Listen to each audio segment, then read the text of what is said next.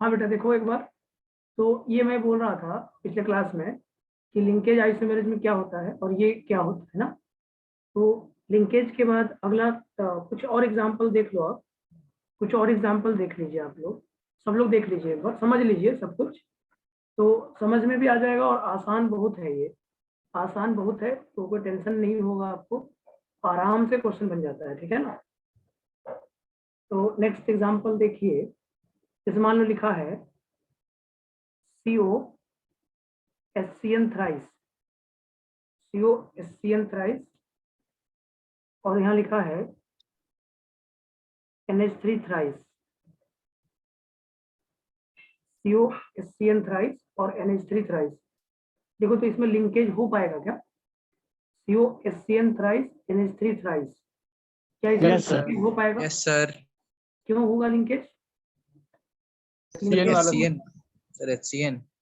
Yes, HCN एक एम्बेडेंट ligand होता है ना, इसीलिए होगा ना, HCN एक एम्बेडेंट लिगेंड होता है।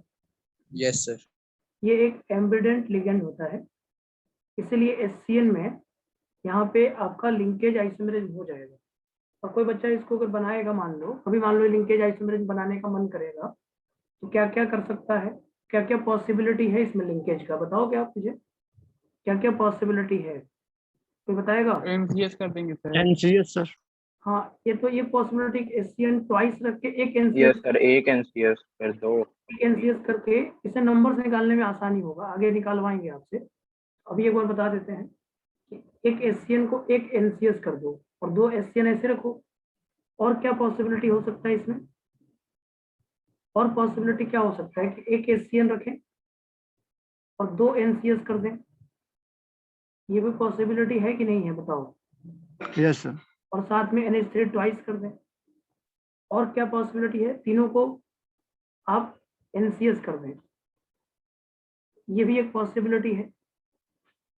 इसके हेड अगर बोला जाए लिंकेज कितने बनेंगे, नंबर ऑफ लिंकेज आइसोमेरेज में कितना होगा, तो 1 2 3 और 1 4 होगा कि नहीं होगा? देखो एक बार, क्या लिंकेज आइसोमेरेज में टोटल 4 होगा? बोलो एक बार। देखो आप लोग क्या करोगे, HCN एम्बेडेंट है, एक HCN को NCS बना दिए, उसके बाद क्या किए, सर ये दूसरे वाले में सर ये NH3 2 क्यों है सर? NH3 थ्राइस ही रहेगा, दो नहीं, वहां पर 3 ही रहेगा, तो मिस्टेक से लिखा गया, NH3 थ्राइस ही रहेगा, NH3 थ्राइस, NH3 में चेंजेस नहीं करना है। देखो एम्बेडेंट लिगेंड के साथ ये बात समझ में आ रहा है? Yes sir. हाँ, एम्बेडेंट लिगेंड के साथ ये टोटल 4 लिंकेज आइसोमेरेज बनेगा, पहला, दूसरा, तीसरा और चौथा, 4 टोटल लिंकेज आइसोमेरेज होगा। बात समझ में आ गया? ये बात सभी को क्लियर है? बोलो। क्लियर है सर, क्लियर है। तो लिंकेज आइसोमेरेज को पहचान लोगे, जिसमें एम्बेडेंट लिगेंड होगा उसमें लिंकेज आइसोमेरेज होगा, जिसमें भी एम्बेडेंट लिगेंड होगा उसमें लिंकेज आइसोमेरेज होगा। तो इसी से आप इसको हमेशा क्वेश्चन को बनाइएगा। ओके, अब आइए नेक्स्ट पे, आइए नेक्स्ट एग्जांपल, नेक्स्ट पॉइंट पे आइए, हाइड्रेट आइसोमेरिज्म पे आइए। नेक्स्ट आइए हाइड्रेट आइसोमेरिज्म, इसको समझना है आपको, ठीक है। हाइड्रेट आइसोमेरिज्म किसको कहेंगे, हाइड्रेट आइसोमेरिज्म किसको कहेंगे? तो पहला पॉइंट लिखिएगा, water must be present as a ligand. Water जो होना चाहिए एज अ लिगेंड प्रेजेंट होना चाहिए। यहाँ पे लिखिएगा वाटर must be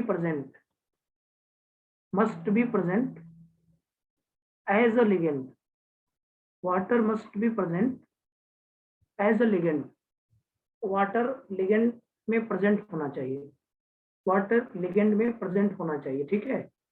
और इसके बाद ये पहला पॉइंट होता है, अगर वाटर लिगेंड में नहीं है तो वो हाइड्रेट आइसोमेरिज्म नहीं होगा, वाटर लिगेंड में नहीं है तो वो हाइड्रेट आइसोमेरिज्म नहीं होगा। अब ये अराइज कैसे होता है, क्या लिखिएगा, it arises due to exchange of water molecule, it arises due to exchange of water molecule with anion के साथ एक्सचेंज करना है इसको, किसके साथ? anion। और वो anion कहाँ प्रेजेंट होगा? Outside of coordination sphere, outside of coordination sphere. बात समझने की कोशिश करो इसको थोड़ा सा। मैंने बोला है कि water as a ligand present है तो उसमें हाइड्रेट आइसोमेरिज्म होगा, ये सत्य है, ये गलत नहीं है। लेकिन अब ये वाटर को एक्सचेंज करना होगा ना, जैसे वाटर सिर्फ प्रेजेंट है लेकिन वाटर को आप एक्सचेंज नहीं कर पा रहे हो, तो क्या वो हाइड्रेट आइसोमेरिज्म होगा? बोलो। No, sir. तो नहीं जैसे मान होगा लो एक छोटा सा एग्जांपल से समझो इस बात को कि water as a ligand present होने के बाद हमें दूसरा पॉइंट भी देखना पड़ेगा कि वाटर प्रेजेंट है और उसके साथ उसके बगल में एनायन प्रेजेंट है, मतलब बाहर एनायन प्रेजेंट है, तो एक्सचेंज करके हाइड्रेट आइसोमेरिज्म लिखा जा सकता है। जैसे देखो एक छोटा सा एग्जांपल समझो इसको पहले। जैसे मान लो बोलो COH2 थ्राइस, ठीक है, और यहाँ लिख दिया है Cl थ्राइस। अब आपसे पूछा गया कि यहाँ पे हाइड्रेट आइसोमेरिज्म होगा क्या? यहाँ पे हाइड्रेट आइसोमेरिज्म होगा, water as a ligand present है अनायन नहीं है सर। लेकिन यहाँ पे बाहर में तो है नहीं, तो वाटर को बाहर ला नहीं सकते हो आप, क्योंकि कोऑर्डिनेशन नंबर अगर 6 है तो 6 कोऑर्डिनेशन नंबर को फुलफिल करना चाहिए ना। अगर आप यहाँ से वाटर निकाल दोगे तो कोऑर्डिनेशन नंबर 5 हो जाएगा, तो 6 के 6 कोऑर्डिनेशन नंबर तो रहने ही चाहिए। कोऑर्डिनेशन नंबर 6 है तो वो 6 रहने चाहिए। इसका मतलब आप इसमें ऐसा कुछ काम नहीं कर पाओगे, इसमें आप ऐसा कुछ काम नहीं कर पाओगे जिससे कि वाटर को आप क्या कर सको, बाहर निकाल पाओ। ये हाइड्रेट नहीं शो करेगा बेटा, ये हाइड्रेट शो नहीं करेगा। तो फिर ये कुछ कोई आइसोमेरिज्म शो करेगा कि नहीं है? कोई आइसोमेरिज्म शो Yes, करेगा? sir. Sir, linkage. Linkage show करेगा। लिंकेज आइसोमेरिज्म शो कर लेगा, ये लिंकेज शो कर लेगा। बात सही था, आपका कहना सही है। अब एक छोटा सा एग्जांपल इसको देखो, क्या ये हाइड्रेट शो कर पाएगा क्या? देखो तो CONH3 थ्राइस लिखा है और H2O थ्राइस लिखा है और इधर Cl3 लिखा है, क्या ये हाइड्रेट शो कर पाएगा? वाटर एज ए लिगेंड हो प्रेजेंट, जाएगा sir. Water as a ligand present है और वाटर को प्लस माइनस से चेंज कर सकते हो। तो अब बताओ इसमें कितने हाइड्रेट बनेंगे? कोई बताएगा मुझे कितने हाइड्रेट आइसोमेरिज्म बनेंगे बेटा? 3 बनेंगे सर। 3 बनेंगे सर। एक तो NH3 थ्राइस, H2O ट्वाइस और एक Cl को अंदर करके 2 Cl बाहर रख के एक वाटर बाहर कर दें, ऐसे ना बेटा? ठीक। Yes sir. अब आप देखो इसमें ये CO NH3 थ्राइस H2O क्या होना चाहिए? H2O यहाँ पे हो जाएगा, एक बच जाएगा, ये Cl2 हो गया और यहाँ पे आ गया Cl2H2O। ओके बताओ। और अगला पार्ट क्या होगा, ये CONH3 थ्राइस और ये Cl थ्राइस ना, Cl थ्राइस और यहाँ पे आपने क्या किया बेटा, 3H2O। क्या ये चारों हाइड्रेट होंगे, 4 होंगे या 3 होंगे? अब ये मुझे इसका जवाब चाहिए। सर 3 तो क्लोरीन था, तो मतलब 3 ही होने चाहिए। नहीं मतलब ये तो देखो 4 बन रहा है ना यहाँ पे टोटल। यस सर, चारों हैं। अच्छा वो हाँ। 3 4, लेकिन एक 4 देखो ये वाला जो है ना, तो पहला वाले तो नहीं लेंगे। तो पहले वाले में तो वाटर नहीं है ना। पहला वाला क्यों नहीं लेंगे? पहला वाला हाइड्रेट शो करेगा ना, ये भी तो हाइड्रेट पार्ट है ही ना। तो सर ये क्यों नहीं, including Yes, this sir. Structure including first, तो उसको तो लेना ही पड़ेगा। लेकिन मैं और ये आखिरी वाले में बाहर सर अनायन नहीं है। यस, बाहर में क्या है ना, ये आयोनाइजेशन नहीं बना रहा है, ये कोऑर्डिनेशन स्फीयर न्यूट्रल हो गया, देख रहे हो आप? Yes sir. Coordination sphere neutral नहीं होना चाहिए। Coordination sphere can never be neutral, coordination sphere neutral नहीं रहना चाहिए। तो कुछ लोग जानते हैं उसका डेफिनेशन क्या लिखवाते हैं, कुछ लोग लिखवाते हैं कि वो आयोनाइजेशन रहना चाहिए, आयोनाइजेशन रहना चाहिए ऐसे लिखवाते हैं। लेकिन मैं आपको बता रहा हूँ कि कोऑर्डिनेशन स्फीयर न्यूट्रल नहीं होना चाहिए, क्योंकि कोऑर्डिनेशन स्फीयर आपने न्यूट्रल तो लिया नहीं था। यहाँ पे आपने कोऑर्डिनेशन स्फीयर कैसा लिया था, कैटायनिक लिया था ना, आगे भी कैटायनिक रहना चाहिए ना। ये क्या हो गया, न्यूट्रल हो गया कोऑर्डिनेशन स्फीयर। देखिए तो आप सही, इसलिए ये वाला आपका हाइड्रेट में नहीं जाएगा, ये नहीं होगा। तो इसके बेसिस पे 3 ही होगा हाइड्रेट। तो यहाँ पे एक पॉइंट और इंक्लूड करना चाहिए, coordination sphere can never be neutral, ये लिख लीजिए आप। कैन, यहाँ पे एक पॉइंट और इंक्लूड कर लीजिए, कोऑर्डिनेशन स्फीयर कभी न्यूट्रल नहीं हो सकता है, ये लिख लीजिए आप। कोऑर्डिनेशन स्फीयर कैन नेवर तो बी, ये तो आप लिखवा चुके हैं ना, वो होना चाहिए कैटाइनिक. हाँ तो कैटायनिक हो गया, तो वो लिखवाया नहीं इसमें ना, कैटायनिक नहीं लिखवाया है, इसलिए यहाँ पे लाइन लिखवा देते हैं, coordination sphere can never be neutral. Coordination sphere neutral नहीं होना चाहिए, coordination sphere can never be neutral. इस वाले को इंक्लूड मत करना ना, इस वाले को इंक्लूड मत करना, कैन नेवर बी न्यूट्रल, ठीक है बेटा। तो आप इसको किसी, सर हाँ बोलो। सर इसमें ये जो बाहर वाटर आ रहा है ये सब वाटर ऑफ क्रिस्टलाइजेशन में जा मतलब डालें हैं क्या? हाँ वो तो वाटर का बाहर निकलने का मतलब वो तो आप क्रिस्टलाइजेशन ले ही ये सकते सर, तो सर जैसे अगर ये कंपाउंड दिया रहा है जो लास्ट वाला ही है मान लीजिए या सेकंड लास्ट मान लीजिए, तो सर अगर बाहर रहेगा तब भी होगा हाइड्रेट हैं। हाँ आइसोमेरिज्म? हाँ तब भी हो जाएगा ना, क्योंकि इस वाटर को देखो, ये जैसे आप सेकंड ये वाला ले लो, ये वाले में तो हाँ वाटर सर, चेंज हाँ करके तो फिर आप न्यूट्रल बन गया ना, तो ये तो नहीं हाँ हो सर, जाएगा। तो इसका सर वो चेंजेस नहीं जैसे, होगा। हम्म। तो सर जैसे आप लिखवाएं कि must be present as a ligand, सिर्फ ये मान लें कि वाटर है तो होना चाहिए, फिर लिगेंड नहीं तो तो जरूरी नहीं है तीनों ना? पॉइंट है ना, वाटर तो प्रेजेंट होना ही चाहिए एज ए लिगेंड, पहली बात ये है। दूसरी बात है कि इसमें ये तीनों पॉइंट्स वैलिड है ना, तीनों पॉइंट देखेंगे ना, ऐसा नहीं कि सिर्फ वाटर प्रेजेंट है तो हो जाएगा। तीनों पॉइंट, अगर हमने 3 पॉइंट लिखे हैं तो तीनों पॉइंट वैलिड होने चाहिए ना, ऑल पॉइंट्स के लिए हाइड्रेट होता है ना। और अगर सर इसमें लिगेंड, लिगेंड तो होना जरूरी नहीं है ना, अगर मान लीजिए बाहर है तो हो जाएगा ना? नहीं तो वाटर, अगर देखो ये पहली बात ये है, सुनना है थोड़ा सा। अगर आपका जो भी देगा वाटर एज ए लिगेंड देगा ही देगा, आपसे पूछेगा जब भी, ऐसा नहीं करके इसको बना के नहीं पूछेगा वो, ऐसे ही करके देगा। जब भी देगा तो ऐसे करके देगा, जिसमें आपसे ये बोलेगा कि ये कौन सा आइसोमेरिज्म शो कर रहा है, ऐसे बना कर देगा। तो उसके लिए आपको ये परेशान नहीं होना है कि अगर वाटर बाहर दे दिया तो क्या होगा। वाटर एज ए लिगेंड एक जरूर देगा आपको, वाटर एज ए लिगेंड एक देगा, नहीं तो अगर वाटर बाहर दे दिया तो इसको आप अंदर कर सकते हो, तो एक हाइड्रेट बना सकते हो आप। अगर ठीक है वाटर सर, में ठीक बाहर है। दे दिया तो उसको अंदर तो भेज ही सकते हो ना। तो ऐसे तो बोला जाता है कि water as a ligand present होना चाहिए। और ये वाटर मॉलिक्यूल का एक्सचेंज एनायन के साथ जब होता है तो हाइड्रेट आइसोमेरिज्म होता है, और कोऑर्डिनेशन स्फीयर न्यूट्रल नहीं होना चाहिए, बस न्यूट्रल नहीं होना चाहिए। तो 3 ही पॉइंट है जहां से हाइड्रेट समझ में आ जाता है। अब उसी से एक और क्वेश्चन मिलता जुलता देखो, जैसे मान लो मैंने आपसे कहा, यहाँ लिखा CO और यहाँ लिखा H2O थ्राइस, मान लो H2O थ्राइस लिखा, और इधर लिखा मैंने NO2 ट्वाइस, NO2 लिखा, NO2 सिर्फ लिखा है, COH2O थ्राइस NO2, और इधर लिख दिया NH3 ट्वाइस, ठीक है बेटा। और इधर क्या किया मैंने, इधर मैंने कर दिया Cl2 भी कर दिया। अब मैंने पूछा इसमें कौन कौन सा आइसोमेरिज्म होगा, तो आंसर क्या क्या होगा बताओगे आप, इसमें कौन कौन सा आइसोमेरिज्म होगा, तो आप क्या आंसर देना चाहोगे बताओ, क्या आंसर होगा इसमें। हाइड्रेट लिंकेज रहेगा, आयनिक भी रहेगा और सर आयोनाइजेशन वाला तो है ही। आयनाइजेशन वाला है, लिंकेज भी है। तीनों है सर। इसमें तीनों तीनों है सर। आयनिक लिगेंड और anion outside of the coordination sphere different है, इसको चेंज करोगे तो आयोनाइजेशन हो जाएगा।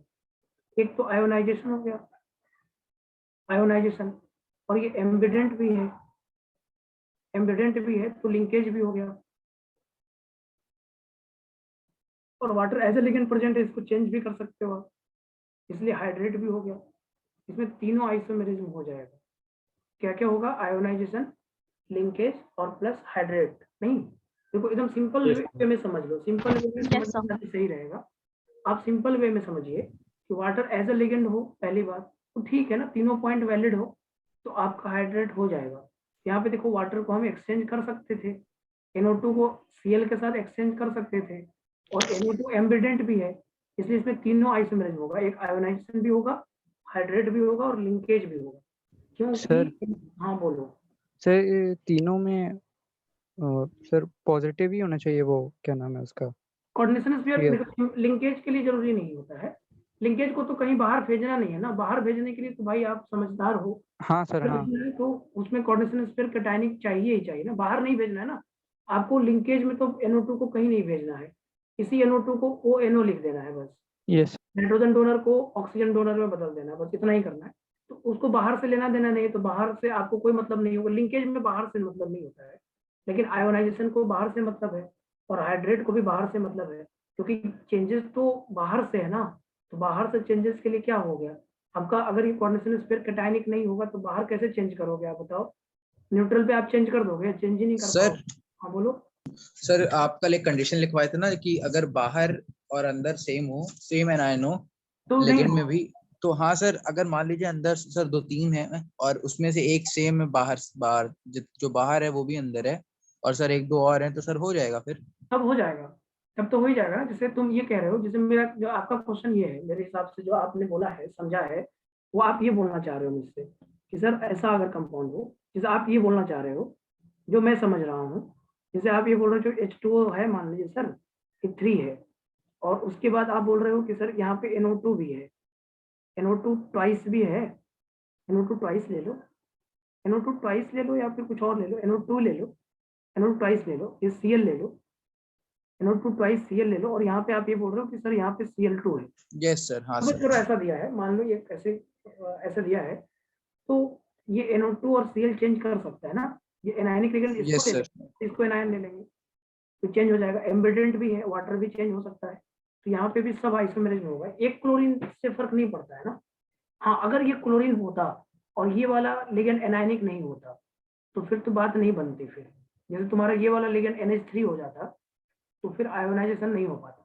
नहीं, बात समझ रहे हो ना, क्योंकि एनायनिक लिगेंड और एनायन अगर डिफरेंट है तो आयोनाइजेशन होगा। देखो NO2 डिफरेंट है, NO2 और Cl क्या है, डिफरेंट है कि नहीं है, एक NO2 है एक Cl है, ये एनायनिक लिगेंड है और ये एनायन है, और दोनों क्या है, डिफरेंट है, तो इसमें आयोनाइजेशन हो जाएगा। NO2 एम्बिडेंट है तो लिंकेज हो जाएगा, और दूसरी बात ये वाटर Cl के साथ चेंज हो जाएगा, तो इस वाटर के साथ ये हाइड्रेट भी हो जाएगा। तो ऐसे ऐसे देखेंगे ना बेटा, ठीक है। आपका क्वेश्चन शायद ये इसी तरह का था, समझ गए सर। समझ गए तो ठीक है। तो अब पूरा एक बार समराइज कर लो, क्योंकि इतना ही चीज होता है जहाँ पे आपको समझना है। देखो जब आप बाहर को चेंज करोगे ना, बाहर को चेंज कर रहे हो तो कोऑर्डिनेशन स्फीयर कैटायनिक रखना है, ठीक है ना। जब आप बाहर को चेंज करोगे तो कोऑर्डिनेशन स्फीयर कैटायनिक रखना होगा, और अगर आप अंदर अंदर ही चेंज रख रहे हो तो कोऑर्डिनेशन स्फीयर के बाहर से कोई मतलब नहीं है। जैसे लिंकेज में, तो लिंकेज में सिर्फ एम्बिडेंट देखना है, उसका बाहर वाला कैटायन है एनायन है, उससे कोई फर्क नहीं पड़ेगा आपको, सिर्फ लिगेंड एम्बिडेंट होना चाहिए। अगर लिगेंड एम्बिडेंट है तो वो लिंकेज जरूर शो करेगा, ठीक है। और सर ये आयोनाइजेशन, हाँ बोलो। कोऑर्डिनेशन स्फीयर अगर जैसे अनायनिक हो जाए तो उससे क्या फर्क पड़ेगा? कोऑर्डिनेशन स्फीयर एनायनिक हो जाएगा तो देखो कोऑर्डिनेशन स्फीयर एनायनिक से फर्क ये पड़ता है कि आपका इधर मेटल हो जाएगा, इधर मेटल हो जाएगा, आपका इधर मेटल लगा दोगे तभी ना हाँ एनायनिक सर। हो जाएगा। तो मेटल को अंदर नहीं ले सकते ना, मेटल बॉन्ड कोऑर्डिनेट बॉन्ड नहीं बनाता है ना, अच्छा हाँ sir. Metal bond ionic bond बनाता है। दिक्कत ये फंस जाता है, मेटल में कोऑर्डिनेट बॉन्ड बनाने की कैपेसिटी नहीं होती है ना, क्योंकि मेटल पॉजिटिवली चार्ज होता है, और पॉजिटिव चार्ज कहाँ कोऑर्डिनेट बॉन्ड बनाएगा। तो मेटल एज ए लिगेंड काम नहीं कर पाता है, मेटल एज ए लिगेंड काम नहीं कर पाएगा। तो आप अगर पोटेशियम लिखो तो पोटेशियम को अंदर नहीं ले सकते आप, हाँ तो सर, हाँ ठीक ठीक। फिर बाहर कैसे निकालोगे, बाहर निकालने के ये सर नहीं हो लिए तो कैटायनिक ही होना चाहिए। नहीं, तो दो चीजों में आपने सीखा, आयोनाइजेशन में कोऑर्डिनेशन स्फीयर कैटायनिक, हाइड्रेट में कोऑर्डिनेशन स्फीयर कैटायनिक, और लिंकेज में कोऑर्डिनेशन स्फीयर से कोई मतलब नहीं, सिर्फ लिगेंड से मतलब है, और वो एम्बिडेंट होना चाहिए, बस इतना। ओके, ये समझ में आ रहा है बात। Yes sir. उसके बाद आता है नेक्स्ट थर्ड पार्ट, फिर अभी मिला के क्वेश्चन करेंगे, धीरे धीरे आप सीख जाइएगा। फोर्थ पार्ट आता है इसका कोऑर्डिनेशन आइसोमेरिज्म, ये भी आसान होता है। कोऑर्डिनेशन आइसोमेरिज्म, कोऑर्डिनेशन आइसोमेरिज्म क्या होगा, इसमें सबसे पहला पॉइंट तो ये लिखेंगे कि बोथ कोऑर्डिनेशन स्फीयर, देखो यहाँ पे लिखना है, अब पहले तो ये लिख लो, पहला पॉइंट लिख लो कि, हाँ पहला पॉइंट ये लिख लीजिएगा,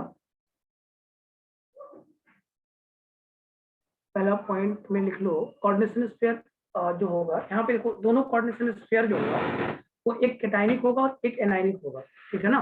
तो कैटायन एंड एनायन, कैटायन यहाँ पे लिख सकते हो आप, cation and anion, cation and anion, हाँ cation and anion both are complex, cation and anion both are complex, cation and anion both are complex। पहली बात तो यही है, देखो ये बात समझ में भी आता होगा, अगर कोऑर्डिनेशन आइसोमेरिज्म है तो दोनों कॉम्प्लेक्स होना चाहिए, कैटायन भी कॉम्प्लेक्स होना चाहिए, एनायन भी कॉम्प्लेक्स ही होना चाहिए। ओके, ये बात समझ में आ रहा है। यस सर, क्लियर एकदम सर। देखो कैटायन और एनायन दोनों कॉम्प्लेक्स, मतलब सिंपल वाला नहीं होगा कोऑर्डिनेशन आइसोमेरिज्म में, cation and anion both are complex, पहली बात हो गई। दूसरी बात क्या होगी, और दूसरी बात ये होगी कि some ligands in both coordination sphere must be different, कुछ कोऑर्डिनेशन स्फीयर में लिगेंड्स डिफरेंट, सब सेम होगा तो दिक्कत हो जाएगी ना। तो यहाँ पे क्या लिखोगे, some ligands in both coordination sphere, in both coordination sphere, इसको समझना थोड़ा सा, some ligand in both coordination sphere must be different. Some ligands in both coordination sphere must be different. दोनों coordination sphere में कुछ लिगेंड डिफरेंट होने ही चाहिए. Same होगा तो आप चेंज नहीं कर पाओगे ना. सेम होगा तो क्या चेंज करोगे बताओ? चेंज Yes, होगा? sir. Yes, सब में तुम सब भी लिगेंड्स सेम है. चेंज करने से नया कुछ होगा? नहीं होगा ना. नहीं होगा sir. Some ligands in both coordination sphere must be different. कुछ लिगेंड डिफरेंट होने चाहिए. और ये अराइज कैसे होता है? It arises due to exchange of ligand. Exchange of ligand from one coordination sphere to another coordination sphere. It arises due to exchange of ligand from one coordination sphere. One coordination sphere to another coordination sphere. To another coordination sphere. इसको example समझना, अभी समझ में आ जाएगा, परेशान मत होइएगा, आ जाएगा. देखो कुछ तो जो भी कैटायन और एनायन है दोनों कॉम्प्लेक्स होने चाहिए. ये बहुत अच्छा है कि तुरंत पहचान में आ जाता है. कोऑर्डिनेशन आइसोमेरिज्म पहचानना बड़ा आसान होता है. अगर दोनों कैटायन भी और एनायन भी कॉम्प्लेक्स है तो एक तरह से एक नजरिया तो आ जाएगा कि कोऑर्डिनेशन आइसोमेरिज्म है. एक नजरिया आ जाता है. अगर कैटायन और एनायन दोनों ही कॉम्प्लेक्स है तो एक नजरिया आ जाएगा कि वो कोऑर्डिनेशन आइसोमेरिज्म है. दूसरी बात, कुछ लिगेंड डिफरेंट होने चाहिए. उसके बाद ये एक्सचेंज ऑफ लिगेंड को एक कोऑर्डिनेशन स्फीयर से दूसरे कोऑर्डिनेशन स्फीयर में भेजने से होता है. जैसे देखो एग्जांपल से समझना है इसको, सही बच्चे समझ जाएंगे, बहुत आसान है. जैसे मान लो लिखा है CO और इधर लिखा है CN6, COCN6 और इधर लिखा है CONH36. ये देख रहे हो आप? ये देखो तो आपने इस तरह का कोऑर्डिनेशन कंपाउंड देखा था इसके पहले, याद करो. Yes sir. हाँ सर, देखिए. कोऑर्डिनेशन कंपाउंड देखा था. फिर मैंने इसको समझाया था अगर ऐसा कुछ रहेगा तो उसमें आपको चार्ज को कैसे डिवाइड करना होगा, क्योंकि 1:1 नहीं है ना ये रेशियो में. तो चार्ज को डिवाइड करने का तरीका हमने सिखाया था आपको. यस सर, टोटल चार्ज को टोटल इक्वली चार्ज डिवाइड करेंगे. हाँ 2 से डिवाइड कर दीजिए. एक तरीका ये बताया था. फिर वर्नर थ्योरी भी बच्चे ने बोला था कि वर्नर थ्योरी लगा देंगे तब भी हो जाएगा. तो बेटा यहाँ पे आपको -3 करना पड़ेगा, यहाँ पे +3 करना पड़ेगा, तभी ना होगा. इसका मतलब कॉम्प्लेक्स क्या है? एनायनिक है. ये कॉम्प्लेक्स कैसा है? कैटायनिक है. तो अब एक तरीका तो मुझे मिल गया कि कोऑर्डिनेशन स्फीयर जो है कैटायन और एनायन दोनों कॉम्प्लेक्स है. पहली बात तो आंसर तो कोऑर्डिनेशन आइसोमेरिज्म हो ही गया. और दोनों कोऑर्डिनेशन स्फीयर में लिगेंड्स क्या है? डिफरेंट भी है. तो एक नजरिया से हम तो कोऑर्डिनेशन आइसोमेरिज्म टिक करके आ ही जाएंगे. एक नजरिया से हम कोऑर्डिनेशन स्फीयर टिक करके आ जाएंगे और गलत भी नहीं होगा मेरा. नहीं तो अब इसको कैसे, अब इसमें पूछ देगा आपसे कि बताओ इसमें कितने कोऑर्डिनेशन आइसोमेरिज्म बनेंगे. तो आप मुझे बताओगे क्या कितने कोऑर्डिनेशन आइसोमेरिज्म बनेंगे? तो एक बार चलो मेरे साथ चलते हैं. 5 बन रहा है. एक बार मेरे साथ पूरा बनाते हैं, ठीक है. एक बार CN को उधर भेजेंगे, अमोनिया को इधर लाएंगे. तो ये आ जाएगा CO CN5 NH3 और इधर क्या आ जाएगा? CO NH35 CN. एक तो पहला ये हो जाएगा. दूसरा क्या होगा? दूसरा होगा उधर CN को बढ़ाते जाओ, इधर कम करते जाओ. CN4 NH3 twice, CONH3 4 CN twice. ये क्या हो जाएगा? इधर कम करते जाओ. COCN thrice NH3 thrice, CONH3 thrice और ये CN थ्राइस. समझते रहना बस, ठीक है ना. एक बार पूरा बना लेते हैं फिर एनालिसिस करेंगे आपके साथ कि क्या सभी हो जाएंगे या कुछ कम होगा. COCN ट्वाइस और ये क्या बन जाएगा? NH3 4 और यहाँ पे क्या बन जाएगा? NH3 4 सॉरी NH3 ट्वाइस यहाँ हो जाएगा. NH3 ट्वाइस हो जाएगा. CN4. बोलो तो ये समझ में आ रहा है क्या? आ रहा है. इसके बाद एक और बनेगा COCN. एक बचेगा यहाँ पे NH3 5. तो यहाँ पे क्या होगा? CONH3 और यहाँ पे आएगा CN5. नहीं बेटा. और एक बार और सेम हो गया सर. हाँ एक कौन सेम हो गया कहीं? थर्ड वाला सर. थर्ड वाला? थर्ड वाले में मतलब अच्छा नहीं सर, हाँ सर वो ठीक है सर, तो ठीक देख है। लेंगे अभी। और इसके बाद अगला वाला पार्ट अगर बनाओगे तो अगले वाले पार्ट में क्या होगा, सीओ यही वाला हो जाएगा ना, ऊपर वाला अगला ही। वाला, यस सर। ऊपर वाला Yes, ही sir. करोगे तो फिर नीचे लिखने का जरूरत नहीं है, सेम हो जाएगा। जैसे आप इसको लिखोगे भी ना तो ऐसे ही आ जाएगा। देखो अगर आप इसको लिखोगे तो ये क्या आ जाएगा, थोड़ा देखना, ध्यान देना थोड़ा सा। तो CO NH3 6 आ जाएगा ये, और इसके बाद क्या आ जाएगा, ये CO CN 6 आ जाएगा। अब यहाँ देखो, तो ये लास्ट वाला और फर्स्ट वाला सब बराबर है ना। Yes sir. चलो तो अब थोड़ा सा नंबरिंग कर लें एक बार। ये फर्स्ट हो गया, ये सेकंड, ये थर्ड, ये फोर्थ, ये 5 और ये 6। इसको तो लेना नहीं है क्योंकि ऊपर वाले के बराबर है, तो इसको क्यों लोगे। पहला और दूसरा, पहला और लास्ट वाला बराबर है तो मत लो, पहला और लास्ट वाला सेम है ना, देख लो। तो 6 बन रहा है, तो क्या ये 6 का 6 कोऑर्डिनेशन आइसोमेरिज्म में है कि कुछ रह गया है इसमें। 3 आएंगे केवल। 3 नहीं सर, 4 5 वाला नहीं रहेंगे। यस सर, 4 तो नहीं रहेगा सर। 4 नहीं रहेगा, 5 भी नहीं रहेगा। Yes sir. नहीं Yes, सर, sir. हो चुका है ऊपर। हाँ 5 भी हो चुका है। 6 भी हो चुका है। 6 भी हो गए। 4 वाला क्यों नहीं होगा, क्योंकि 4 सेम वाला, लिगेंड है। हाँ 4 वाले में लिगेंड्स भी सेम हो गए, और ये कॉम्प्लेक्स कैसा हो गया, कैटायनिक कॉम्प्लेक्स न्यूट्रल हो गया है।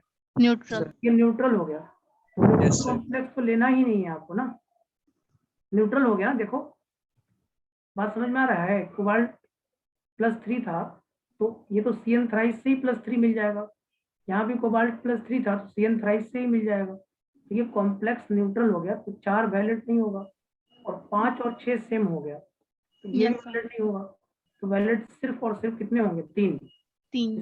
कोऑर्डिनेशन आइसोमेरिज्म कितना होगा, नंबर ऑफ कोऑर्डिनेशन आइसोमेरिज्म।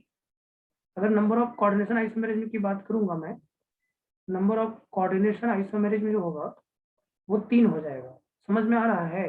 तो आपसे ये नंबर वाले क्वेश्चंस बहुत कम पूछेगा, बहुत कम, रेयर होगा जिसमें आपसे ये पूछा जाए कि नंबर ऑफ कोऑर्डिनेशन आइसोमेरिज्म कितना होगा। आपसे ये पूछेगा कि इनमें कोऑर्डिनेशन आइसोमेरिज्म होगा या नहीं। तो बस 3 पॉइंट से आपको देखना है। कोऑर्डिनेशन स्फीयर जो होना चाहिए, जो कैटायन और एनायन होना चाहिए, वो दोनों कॉम्प्लेक्स होना चाहिए। पहली बात, बहुत अच्छा तरीका मिल जाएगा आपको, कैटायन और एनायन दोनों क्या होना चाहिए, कॉम्प्लेक्स होना चाहिए, ठीक है। और उसके बाद ये देखना होगा कि दोनों में जो लिगेंड है वो थोड़ा डिफरेंट होना चाहिए। जैसे CN है, इधर अमोनिया है, तो लिगेंड डिफरेंट है। इसका मतलब यहाँ पे कोऑर्डिनेशन आइसोमेरिज्म हो सकता है, और इनके एक्सचेंज से जो बनेगा उसको क्या बोलेंगे हम, कोऑर्डिनेशन आइसोमेरिज्म बोलेंगे। उसको क्या बोलेंगे हम, कोऑर्डिनेशन आइसोमेरिज्म बोलेंगे। क्या ये बात आपको समझ में आया, बोलो, क्या बात आपको समझ में आया। तो ये Yes, सबसे sir. Yes, आसान sir. होता है, कोऑर्डिनेशन आइसोमेरिज्म सबसे आसान होता है। बच्चा तुरंत देख लेता है कि अगर आपको 2 ऐसे ब्रैकेट बना हुआ है ना, तो एक नजर में तो आपको कोऑर्डिनेशन आइसोमेरिज्म लग जाएगा, क्योंकि तीनों होगा नहीं, तीनों तो होगा नहीं, क्योंकि अगर ये इस तरह का फॉर्मेशन दिया हुआ है तो कोऑर्डिनेशन आइसोमेरिज्म ही होगा। तो इससे बहुत जल्दी क्वेश्चन बन जाता है, ठीक है ना। जैसे एक और देख लो तुम, एक और देख लो, एक छोटा सा क्वेश्चन और देख लो, बस लास्ट देख लो, जैसे थोड़ा सा आपको और कॉन्फिडेंस बढ़ जाएगा। ये लिखा है CO CN 6 लिखा है,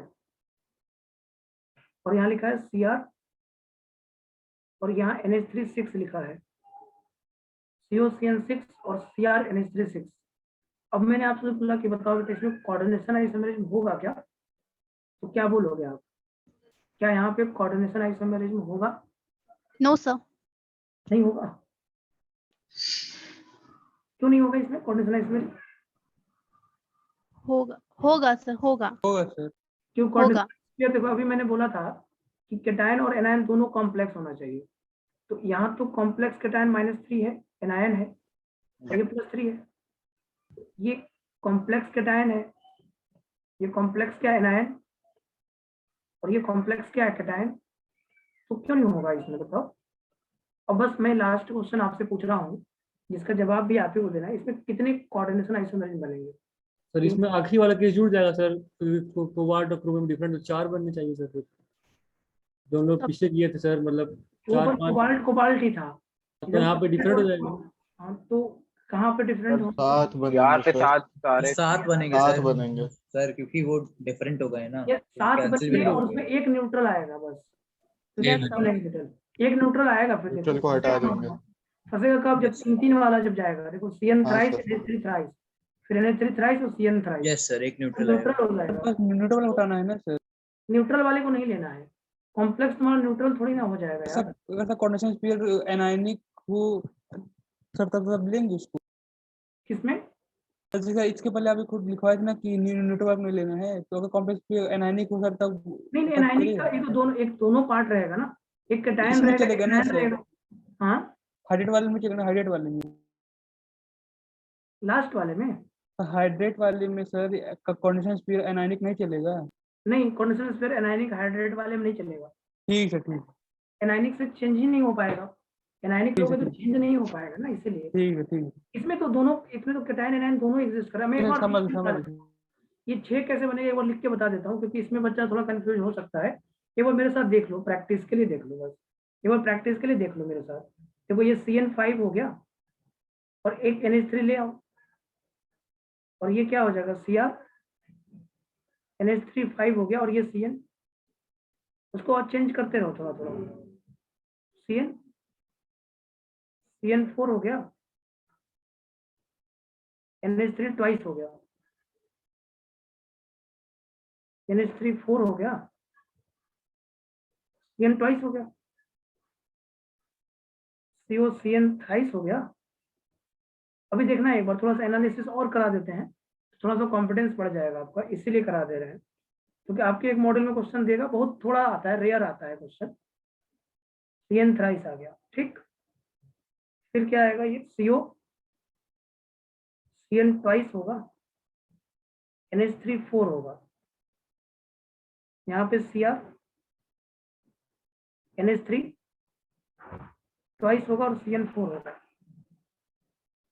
और क्या आएगा यहाँ पे? CO CN आएगा, और यहाँ पे NH3 5 आएगा, और Cr NH3 CN 5 आएगा, और लास्ट में क्या आएगा?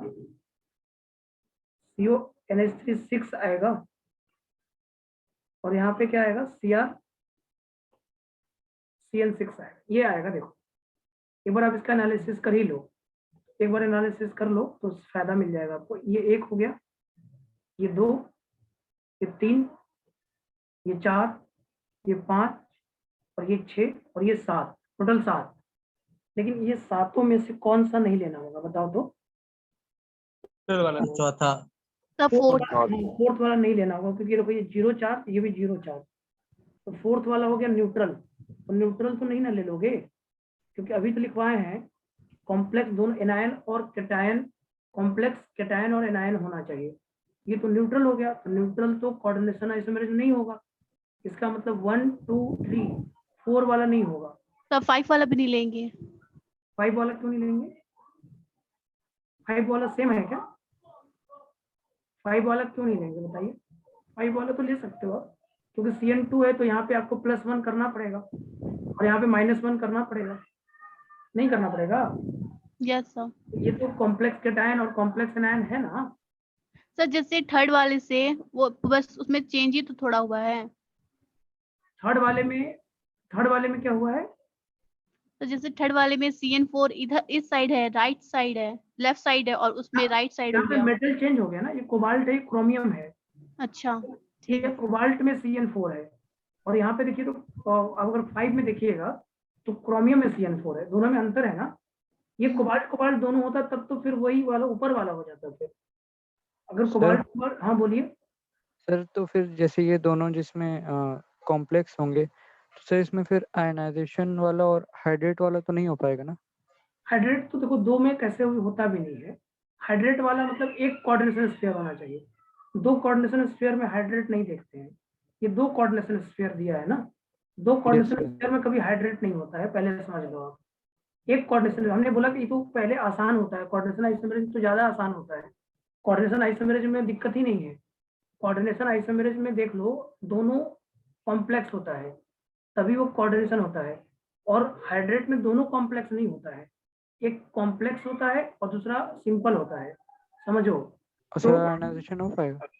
आयोनाइजेशन में भी एक कॉम्प्लेक्स और एक सिंपल होता है, तो हाँ सर, तो नहीं हो पाएगा। ठीक। 2 कोऑर्डिनेशन में कभी नहीं होता है, 2 कॉम्प्लेक्स में हमेशा कोऑर्डिनेशन ही होता है, इसलिए तो यस सर, ठीक है। क्वेश्चन पूछता ही नहीं है, ये कभी क्वेश्चन ही नहीं पूछता। ये जानता है कि कोऑर्डिनेशन आइसोमेरिज्म तो बच्चा देख के ही बता देगा। ये अगर कोऑर्डिनेशन स्फीयर 2 दिख रहा है तो पूरा चांस है कि वो कोऑर्डिनेशन आइसोमेरिज्म शो करेगा। ठीक है, यस सर, ठीक है। तो इसमें कभी भी आयोनाइजेशन और लिंकेज और ये सब चीज नहीं सोचना है आपको, अगर दोनों इस तरह से दिया हुआ है तो। ठीक है, लिंकेज तो हो लिंकेज सकता है। सोच भी सकते हो, लिंकेज सोच सकते हो, लिंकेज कर सकते हो, आप लिंकेज कर सकते हो, हाँ CN सर। को NC कर सकते हो, लिंकेज हो सकता है, लेकिन आपका कभी भी आयोनाइजेशन नहीं होगा। आयोनाइजेशन के लिए सिंपल एनायन चाहिए, हाँ सर, सिंपल ठीक है। एनायन, और हाइड्रेट के लिए भी सिंपल एनायन चाहिए। तो यहाँ पे आपको बस एकदम सिंपल वे में समझ लो कि इसमें नंबर ऑफ कोऑर्डिनेशन आइसोमेरिज्म जो होगा वो 6 होगा, 7 नहीं होगा, क्योंकि फोर्थ वाला न्यूट्रल है। फोर्थ वाला न्यूट्रल बन रहा है, तो 2 न्यूट्रल कैसे एग्जिस्ट करेगा, आप ही सोचो। 2 न्यूट्रल कॉम्प्लेक्स ब्रैकेट में एग्जिस्ट कर पाएगा कभी, बोलो? 2 न्यूट्रल एक साथ रह ही नहीं नो सर। पाएगा। एक कैटायन एक एनायन ना साथ में रहता है कि 2 न्यूट्रल साथ में रहने लगेगा। 2 न्यूट्रल कभी साथ में रहते ही नहीं है, इसीलिए फोर्थ वाला कोऑर्डिनेशन नहीं होगा। तो total number of coordination isomerism जो होगा वो 6 होगा। Total number of coordination isomerism जो होगा वो 6 होगा टोटल। बात समझ में आ रहा है? Total number of coordination isomerism कितना होगा? 6 होगा। 6 इक्वल टू 6 लिख लो। ठीक, इतनी बात समझ में आ गया? तो आपको पूरा आइडेंटिफाई करने आ जाएगा। आयोनाइजेशन देखो 4 ही पूछता ही है एग्जाम में, 4 ही पूछेगा। सबसे ज्यादा पूछने वाला क्वेश्चन है आयोनाइजेशन, हाइड्रेट और लिंकेज। कोऑर्डिनेशन वाला कम पूछता है, क्योंकि बच्चा तुरंत बता देगा ना इसको। 2 ब्रैकेट देखेगा तो टिक करेगा, बस खाली बस उतना उसको देखना पड़ेगा कि दोनों में लिगेंड डिफरेंट रहे। एक तो ये देखना पड़ेगा कुछ डिफरेंट हो, कुछ भी लिगेंड 1 भी 2 डिफरेंट है तो ठीक है, और जो भी कॉम्प्लेक्स है सर न्यूट्रल देखना पड़ेगा फिर। हाँ, न्यूट्रल चेक करना पड़ेगा। न्यूट्रल होगा तो भाई नहीं होगा, बस इतना हो, इतना देख लेगा तो बस हो जाएगा। और ऐसे बहुत कम आज तक मैंने देखो क्वेश्चन देखा है, उसमें ये वाला क्वेश्चन आता हुआ दिखा ही नहीं मुझे। ये वाला क्वेश्चन कि मान लो कि नहीं आएगा, मान लो नहीं आएगा, समझ लो एकदम कि 99% चांस है कि ये वाला क्वेश्चन नहीं आएगा तुम्हारे पास। लेकिन अगर आ भी गया तो हम बना पाएंगे। ओके, क्योंकि इस पे क्वेश्चन नहीं पूछता, आयोनाइजेशन पे ही पूछते हैं। एक एग्जांपल और समझा देते हैं, उसके बाद फिर आगे बढ़ेंगे। एक एग्जांपल और समझाते हैं। देखो एक एग्जांपल देखो, उसमें आपको बताना है, पहले मैंने हाइड्रेट वाला ही पूछेंगे हम, ये सब तो पूछने का कोई मतलब ही नहीं है। मैंने नंबर्स बता दिए आपको कैसे निकालने हैं। चलो देखो यहाँ पे CO है, CO के बाद यहाँ लिखा है NO2 लिखा है, CO NO2 ट्वाइस लिखा है, यहाँ लिखा है NH3 ट्वाइस लिखा है, CO NO2 twice NH3 twice, और यहाँ लिखा है CO NO2 twice NH3 twice, और NH3 ट्वाइस के बाद यहाँ लिखा है CO ट्वाइस, CO ट्वाइस, और इधर लिखा है आपका CO ट्वाइस के बाद यहाँ लिखा है ब्रोमीन, ब्रोमीन। तो इसमें कौन कौन सा आइसोमेरिज्म है, बस इतना बता दो, कम हो जाएगा। इसमें कौन कौन सा आइसोमेरिज्म हो सकता है? लिंकेज और आयनाइजेशन है सर। आयनाइजेशन है, लिंकेज, हाइड्रेट लिंकेज भी है। लीकेज है। आयोनाइजेशन इसलिए है क्योंकि एनायनिक लिगेंड और एनायन तो डिफरेंट है, होगा आयोनाइजेशन हो गया। और लिंकेज इसलिए है क्योंकि NO2 एम्बिडेंट है, इसीलिए ना, यस सर। क्योंकि NO2 Yes, sir. एम्बिडेंट है इसीलिए है। तो इसका मतलब यहाँ पे आयोनाइजेशन भी है। ऐसे ही क्वेश्चन पूछेगा, जैसा मैं आपसे दे रहा हूँ वैसे ही पूछेगा। जेईई मेन में इसके अलावा आज तक ऐसा कोई क्वेश्चन नहीं आया, तो इसके अलावा हो, अगर आपसे स्ट्रक्चर आइसोमेर का जो भी क्वेश्चन आया है वो इसी में से आया है। जैसे इसमें एक एम्बिडेंट लिगेंड दे देगा तो उसको बोल देना लिंकेज, और एक लिगेंड एनायनिक और एनायन अगर डिफरेंट हो गया और उसको आप चेंज कर पा रहे हो तो बोल देना आयोनाइजेशन। बस इतना ही बोलना है, इसके अलावा आपको कुछ बोलने की जरूरत नहीं है। आसानी से क्वेश्चन बन जाएगा, कोई प्रॉब्लम आपको होगा नहीं। बात समझ में आ रहा है? बोलो क्या है बात? आ रहा है सर। कैसा? बन जाएगा ऐसा क्वेश्चन भी। तो ये बन 4 जाएगा। इंपॉर्टेंट होता है, यही पूछता ही है, और बच्चों से दिक्कत होता नहीं है, बच्चों को दिक्कत नहीं होता है। इसके बाद आता है लिगेंड आइसोमेरिज्म। ये नाम के लिए सिर्फ आया जाता है, इसका कोई मीनिंग नहीं है। इसका आज तक कभी क्वेश्चन नहीं आया है और आगे भी नहीं आएगा, इसकी गारंटी है। लिगेंड आइसोमेरिज्म का मतलब ये होता है कि जिसमें एक लिगेंड के एक से ज्यादा स्ट्रक्चर पॉसिबल है। तो उसको बोलते हैं लिगेंड आइसोमेरेज। तो यहाँ पे क्या होगा, ये it arises when more than one structure is possible for ligand. तो ये लिख लो आप, ये लिगेंड आइसोमेरेज बहुत आसान है। It arises when more than one structure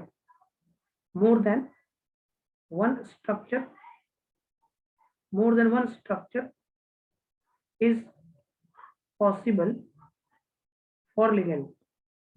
ligand के लिए एक से ज्यादा स्ट्रक्चर अगर पॉसिबल है तो ये लिगेंड आइसोमेरेज होता है। और ये कभी पूछा नहीं जाता क्योंकि ये इंपॉर्टेंट एकदम नहीं है। और वो होगा कौन सा स्ट्रक्चर, देखो आपने पढ़ा है ना CO PN थ्राइस। PN जानते हो, प्रोपाइलिन डाइएमीन।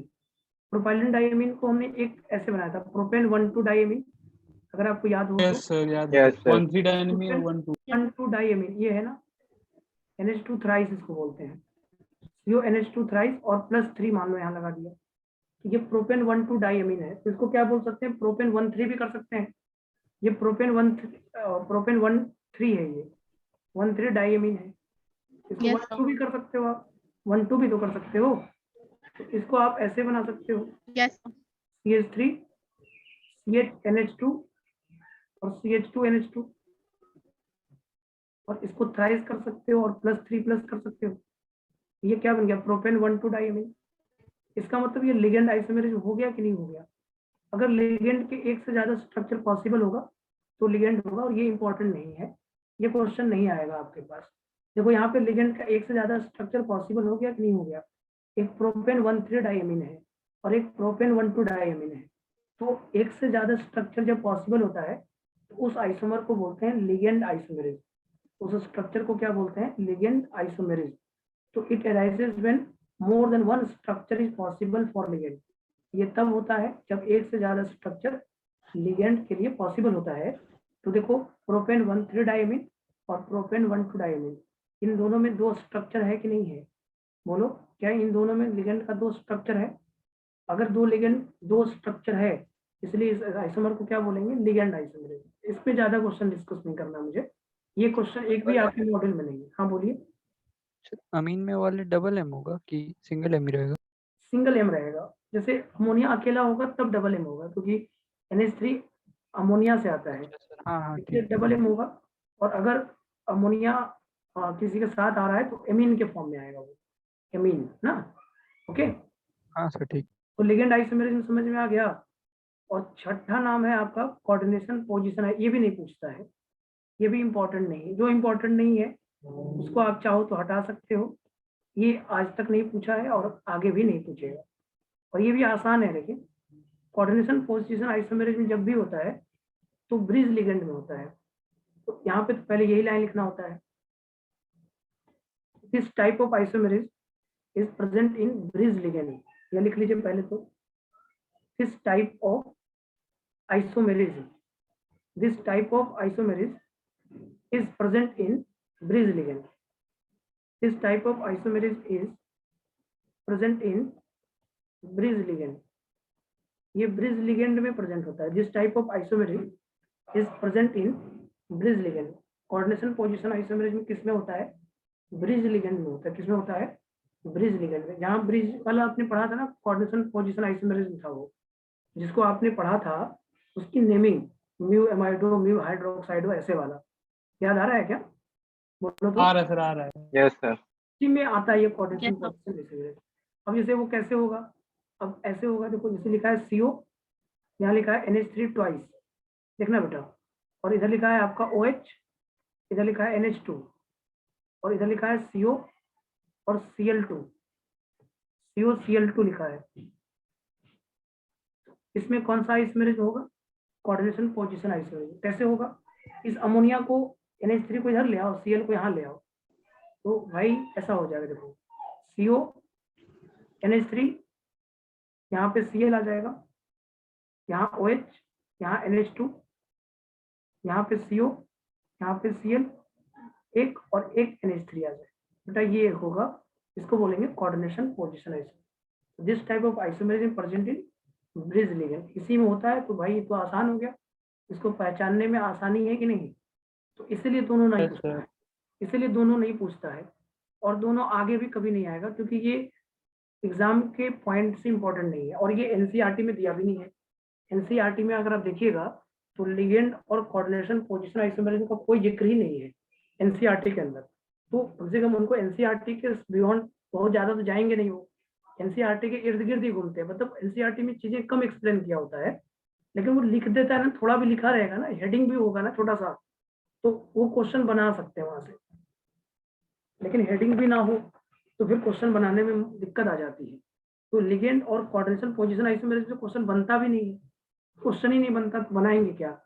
लिगेंड आइसोमेरिज्म से यही क्वेश्चन बनता है कि जो एक लिगेंड है तो ये प्रोपाइलिन डाइअमीन वाला ही बनता है, ये भी बड़ी बात है, प्रोपाइलिन डाइअमीन वाला ही क्वेश्चन बनता है, इसलिए पूछते ही नहीं है, क्योंकि उनको पता है कि अगर हम पूछेंगे भी तो यही पूछेंगे, तो उसका कोई मीनिंग निकल के नहीं आएगा। और कोऑर्डिनेशन पोजीशन आइसोमेरिज्म सभी बच्चों को पता होता है कि ब्रिज लिगेंड में होता है, तो अगर वो कभी क्वेश्चन पूछेंगे तो ब्रिज लिगेंड बना के देंगे, जैसे ही ब्रिज देंगे समझ में आ जाएगा कोऑर्डिनेशन पोजीशन होगा, क्योंकि और कोई आइसोमेरिज्म होगा ही नहीं, ना उसमें होगा आयोनाइजेशन, ना होगा उसमें लिंकेज, ना होगा उसमें हाइड्रेट, ये सब नहीं होगा, तो बच क्या गया वही कोऑर्डिनेशन पोजीशन। तो ब्रिज टाइप लिगेंड में कोऑर्डिनेशन पोजीशन होता है, ब्रिज टाइप लिगेंड में कोऑर्डिनेशन पोजीशन होता है। ठीक, समझ में आ गया? बोलो, ये बात समझ में आ गया? Coordination position isomerism, yes sir. Coordination position का भी क्वेश्चन बना लोगे, कोऑर्डिनेशन आइसोमेरिज्म का भी हो जाएगा, लिगेंड का भी हो जाएगा, लिंकेज का होगा, आयोनाइजेशन का होगा, हाइड्रेट का होगा। तो ये है पूरा स्ट्रक्चरल आइसोमर का पार्ट, ये हो गया structural isomer complete. Next heading आता है स्टीरियो आइसोमेरिज्म। अब स्टीरियो को कंप्लीट करने में जो टाइम लगता है, क्योंकि जब हम पूरा पढ़ा देंगे आपको, तब हम आपको नंबर ऑफ स्टीरियो आइसोमर के कुछ क्वेश्चन देंगे, तो वो आपको आपके एक्सरसाइज 2 के इंटीजर वाले में मिलेगा।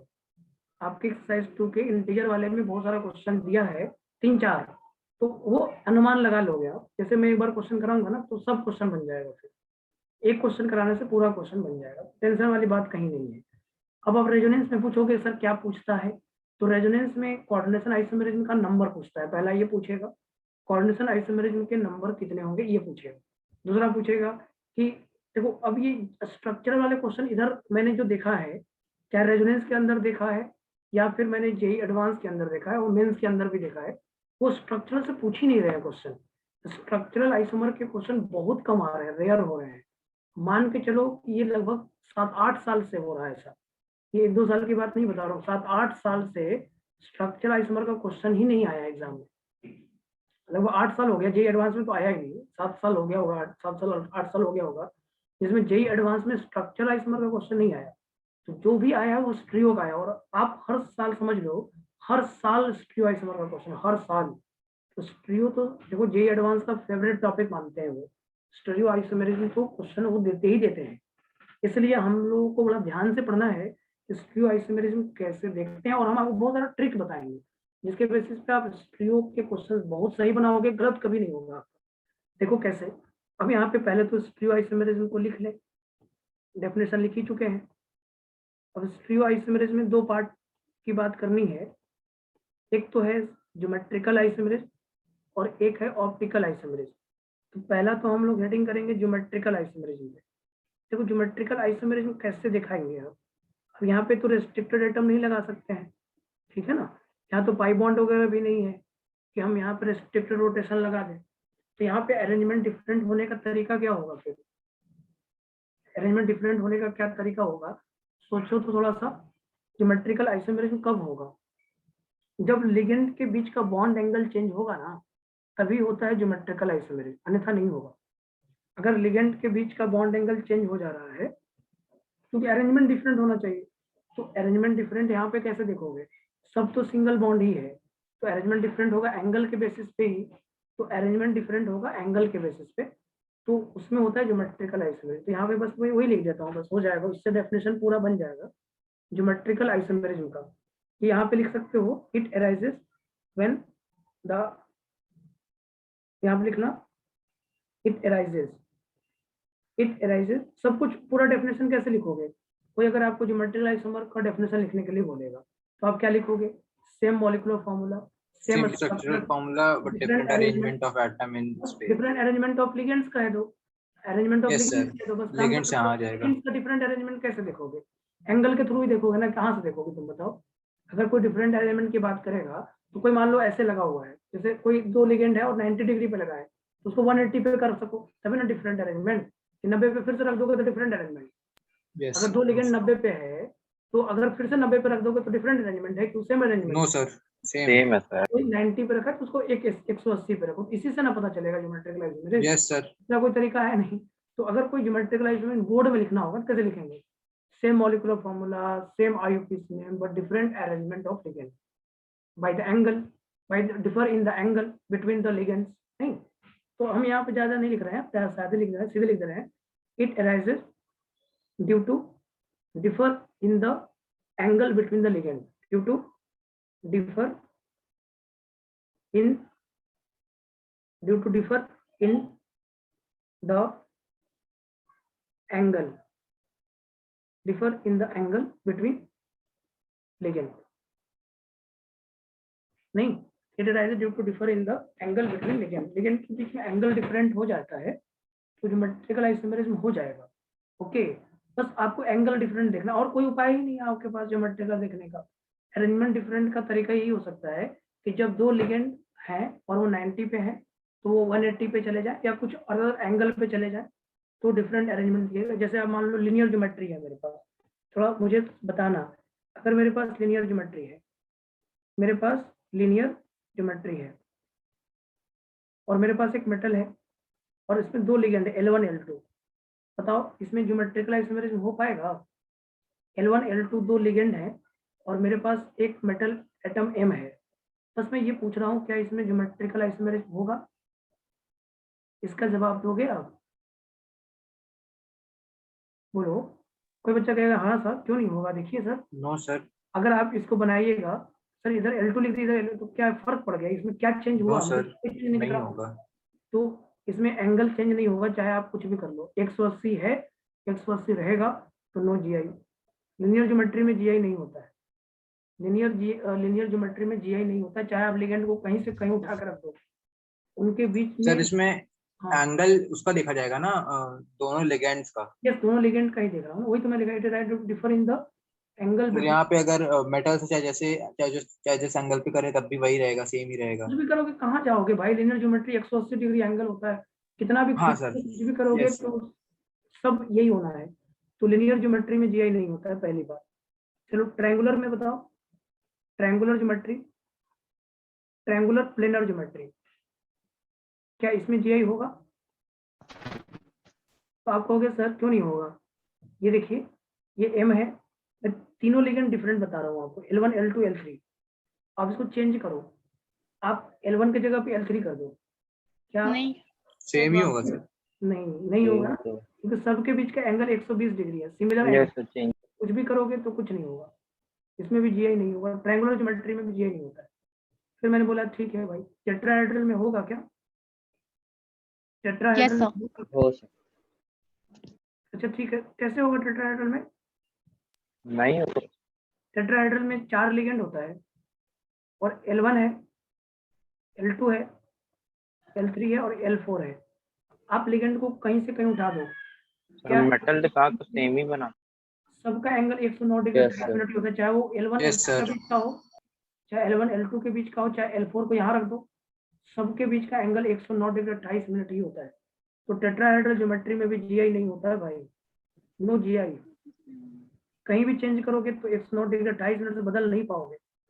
ये भी 109 डिग्री 28 मिनट ही है, ये भी 109 डिग्री 28 मिनट है, ये भी 109 डिग्री 28 मिनट, ये भी 109 डिग्री 28 मिनट है। कहीं भी आप लेके चले जाओ लिगेंड को, आप चेंज ही नहीं कर पाओगे। तो टेट्राहेड्रल ज्योमेट्री में GI नहीं होता। तो आपने क्या क्या सीखा? लिनियर ज्योमेट्री में GI होगा नहीं, टेट्राहेड्रल में होगा नहीं, तो GI होगा कहाँ फिर? बात ये क्वेश्चन उठता है ना। तो सर GI वो 5 वाले इसमें होगा 4 मेंबर। देखो 4 वाला कोऑर्डिनेशन नंबर वाला मेन देखना होता है। पहले तो हम 4 वाला ही देखेंगे ना, पहले हम 4 वाला देखेंगे। तो 4 वाले में तो नहीं होगा GI। अगर कोऑर्डिनेशन नंबर 4 है तो GI नहीं होगा ना, बोलो। 4 वाले में कोऑर्डिनेशन नंबर में GI नहीं होगा। एक सेकंड रुक जाइएगा। तो 4 वाले में अब स्क्वायर प्लेनर देखोगे ना, 5 वाला नहीं देखते हैं बेटा। हम लोग क्या क्या पढ़ते हैं, हम लोग 2 4 6 पढ़ते हैं। यस सर, वो नॉर्मल वाले से बता दें। तो 2 4 6 5 वाले में भी देखना है तो 5 वाले में भी देख सकते हो, उसमें चेंजेज आ जाएगा क्योंकि उसमें स्क्वायर प्लेनर भी एक होगा, एक स्क्वायर यस सर, प्लेनर 90 और और 120। हाँ, तो उसमें हो जाए 5 पढ़ना ही नहीं होता अपने को, हम 4 और 6 ही तो पढ़ते हैं। एक सेकंड रुक जाना।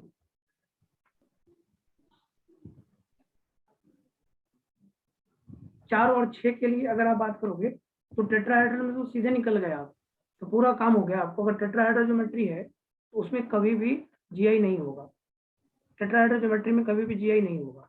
ठीक है, क्लियर है, ये बात समझ में आ गया? कोई भी आपसे कोई कहे कि टेट्राहेड्रल ज्योमेट्री है और चारों लिगेंड डिफरेंट भी है तब भी जीआई नहीं होगा। ये बात समझ में आया कि नहीं आया बताओ? आ रहा है सर। यस सर, आ रहा है। ज्योमेट्री में जीआई नहीं होता है। तो स्क्वायर प्लेनर में देखें भाई, स्क्वायर प्लेनर में होगा कि नहीं, तो थोड़ा स्क्वायर प्लेनर का भी एनालिसिस कर ही लो, इससे बच जाओगे आप बहुत। स्क्वायर प्लेनर में देखो, अगर स्क्वायर प्लेनर लोगे कुछ 4 लिगेंड भी डिफरेंट लेते हैं, ये L1 है, L2 है, ये L3 है और ये L4 है, मान लो चारों डिफरेंट लिगेंड लिए, तो देखो अभी L1 L2 के बीच में एंगल कितना है, 90 है, तो L1 L2 के बीच में 180 कर सकते हो आप। देखो कैसे, कोई कहेगा बच्चा ऐसे कि सर इसको L1 इधर रख दो, सर L2 रख दो, सर L3 L4 क्या ये डिफरेंट है? क्या ये दोनों एक दूसरे से डिफरेंट है? Yes sir. यस है? सर। तो देखो यहाँ पे L1 L2 में 90 एंगल था, यहाँ पे L1 L2 में 180 एंगल है, तो डिफरेंट अरेंजमेंट हुआ कि नहीं हुआ? इसका मतलब स्क्वायर प्लेनर में जीआई होगा और साथ ही साथ ऑक्टाहेड्रल में भी जीआई होगा।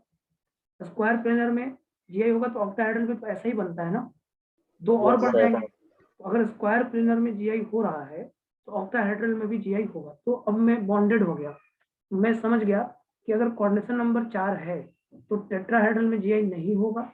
स्क्वायर प्लेनर और octahedral geometry can show geometrical isomerism, काम खत्म।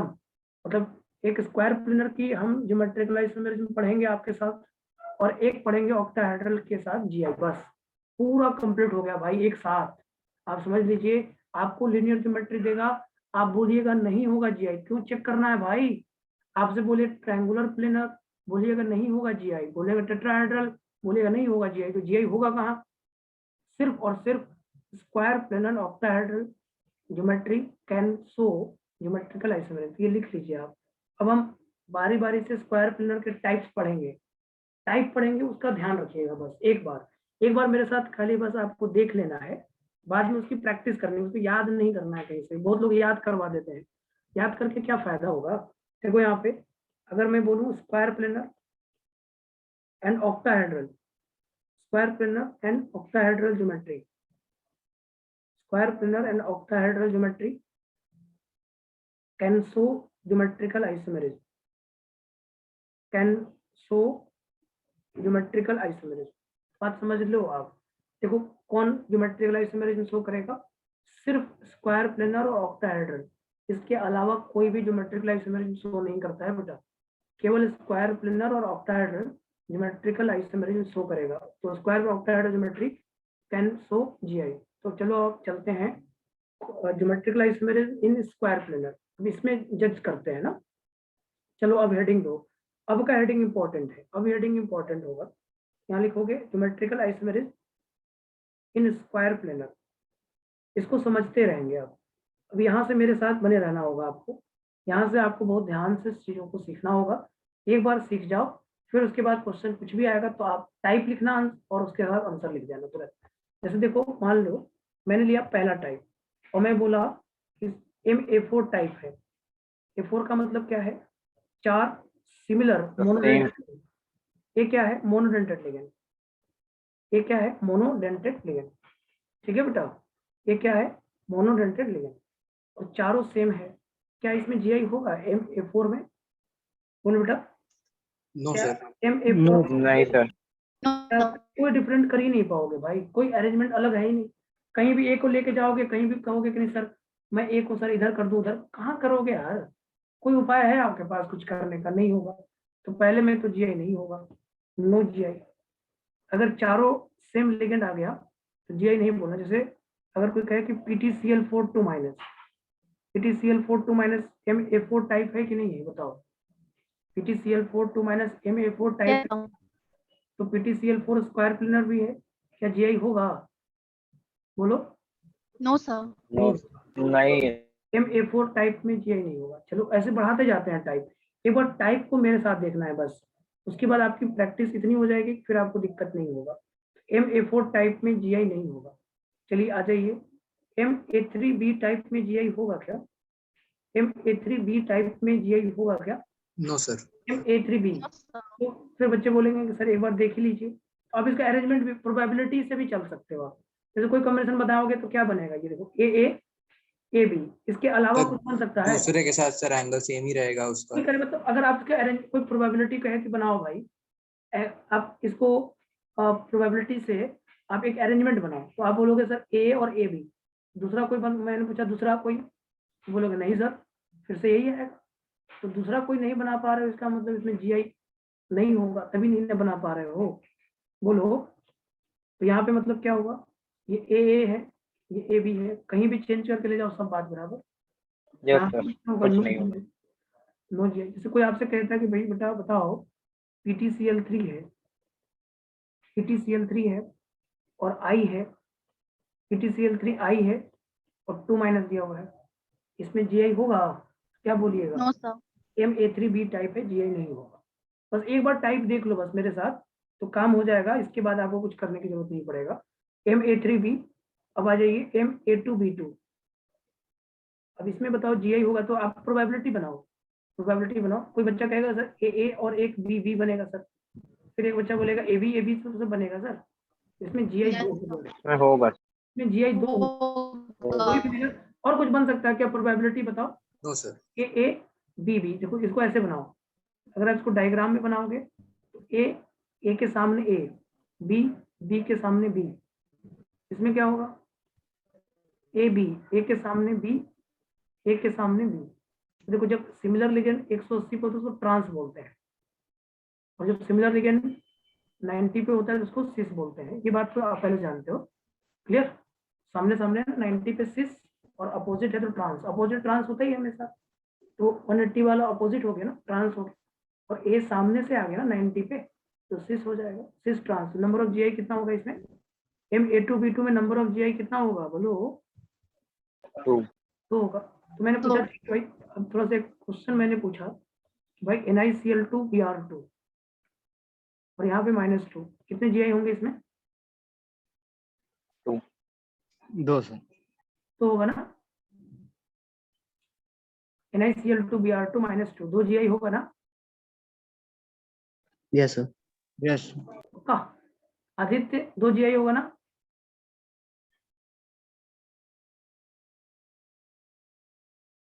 दो GI होगा ना यहाँ पे? संस्कार यस सर। का 2 GI होगा। आप एक बात ध्यान नहीं दिए, कोई बच्चा एक बात, टेट्राहेड्रल ज्योमेट्री है यार। Yes yes sir, sir. Yes sir. वो आ जा रहा है DC। सतर्क रह के काम करिएगा, सतर्कता के साथ। ये टेट्राहेड्रल है भाई, थोड़ा सा सतर्क तो रहिएगा ना। बस आप थोड़ा टाइप लगाने से पहले थोड़ा सा एक बार तो जज कर लीजिए कि आप टेट्राहेड्रल में तो नहीं चल रहे हैं। देखो NiCl2Br2 -2, NiCl4 वाला कंसेप्ट लग गया, ये हो गया हाइब्रिडाइजेशन sp3, हो गया टेट्राहेड्रल, नो GI इसमें 0 है। देखो कितना थोड़ा सा बारीकी है और आपका क्वेश्चन गलत करा देगा। अब MA2B2 देखिएगा तब, जब वो स्क्वायर प्लेन होगा तब ना। आप टेट्राहेड्रल में MA2B2 थोड़ी लगाइएगा। मैं स्क्वायर प्लेन का पढ़ा रहा हूँ आपको, टेट्राहेड्रल का नहीं। टेट्राहेड्रल में तो मैंने पूरी लाइन बोल दी एक साथ कि वहां पे टेट्राहेड्रल में कोई GI नहीं होगा। तो आप MA2B2 लगाने से पहले ये देख लीजिए क्या वो स्क्वायर प्लेनर है, और अगर वो स्क्वायर प्लेनर है तो आप जरूर बोलिए, कोई दिक्कत नहीं है, आप नंबर ऑफ GI 2 बोलिए। जैसे अगर ये एग्जांपल ऐसे होता, प्लेटिनम के साथ होता PTCl2Br2, इसमें हमें लिगेंड्स नहीं देखना होता है। हमने बताया कि अगर 40 और 5D यस सीरीज का सर।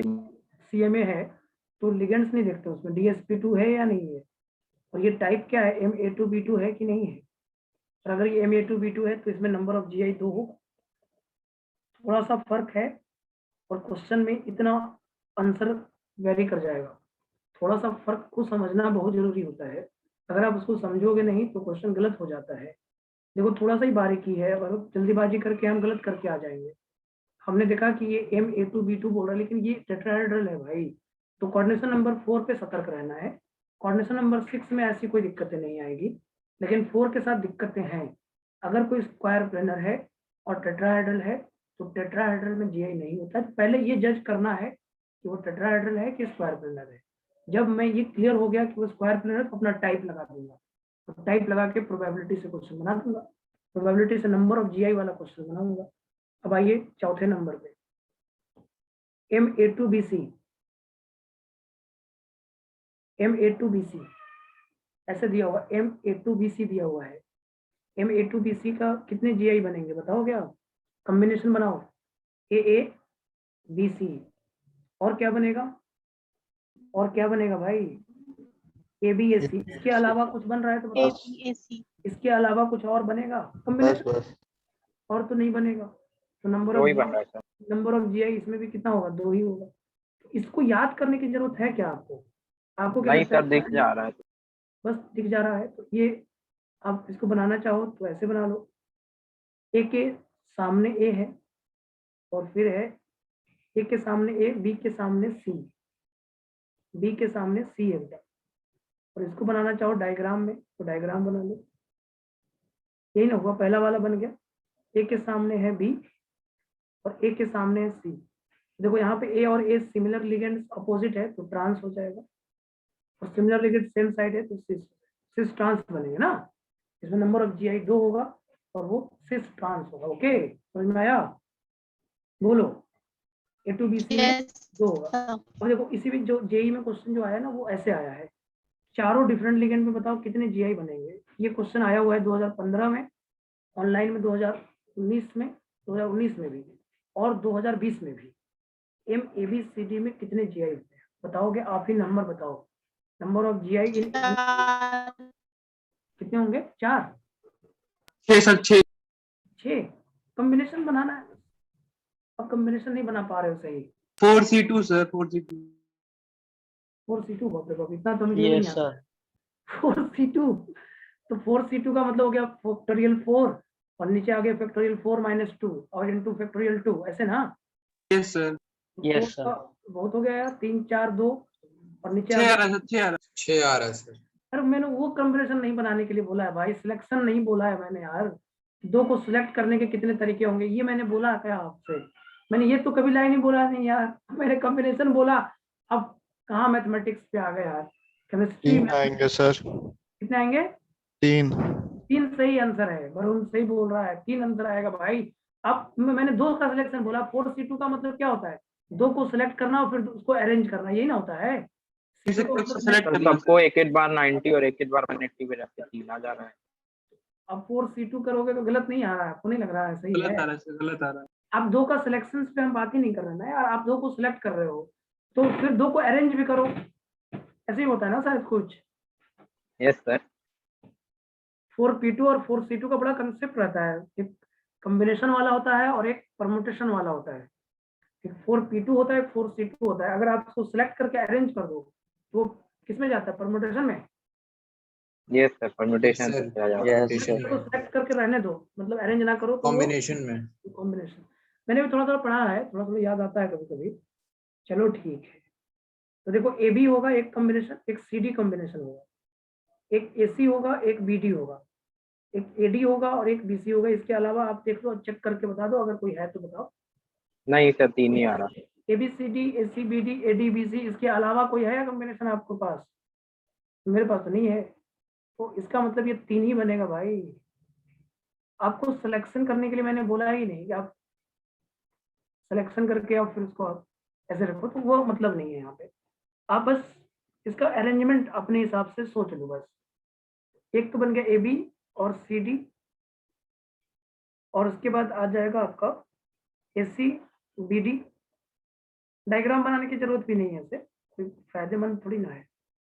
AD BC, ये 3 बनेंगे। नंबर ऑफ जीआई यहाँ पे 3 होगा, नंबर ऑफ जीआई यहाँ पे 3 होगा, याद रखिएगा। अच्छा बताइए, जेईई मेन में क्वेश्चन ऐसे पूछा, बोला उसने कि PTCL, PT दिया, PT और यहाँ लिखा है PY, PT PY यहाँ लिखा है NH3, इधर लिखा है Cl और इधर लिखा Br, और पूछा इसमें बताओ नंबर ऑफ GI कितना होगा। 3। देखो ये MABCD टाइप लग रहा है आपको? Yes. प्लेटिनम के साथ Yes, नहीं देखा जाता है, मैंने बोल रखा है पहले से ही। ये M है, A है, B है, C है, D है, तो इस टाइप का आंसर 3 आता है। आंसर हो गया। ये JEE मेन 2015, JEE मेन 2019 और JEE मेन 2020, इन 3 बार पूछा हुआ क्वेश्चन है। यही क्वेश्चन आपके मॉडल में दिया होगा, आपके ऑफलाइन वाले में दिया होगा, ऑफलाइन में पूछा था। MABCD में GI 3 होंगे। अभी कुछ बोल रहे थे प्लैटिनम के साथ, पता नहीं क्या। प्लेटिनम के साथ लिगेंड नहीं देखते हैं, क्योंकि हमने बताया था कि अगर 4D और सीरीज और 5D सीरीज का है तो लिगेंड वीक हो चाहे स्ट्रॉन्ग हो, पेयरिंग करा देते हैं। ये बात मैंने बोली थी, याद आ रहा है? तो Yes, sir. 5D Yes, series sir. का लिगेंड देखकर क्या फायदा कि लिगेंड वीक है कि स्ट्रॉन्ग है, उस पर कोई क्वेश्चन मार्क है? लिगेंड वीक है कि स्ट्रॉन्ग है, उस पर कोई क्वेश्चन मार्क है? बोलो। No. नहीं सर, नहीं है PT। तो फिर ठीक है।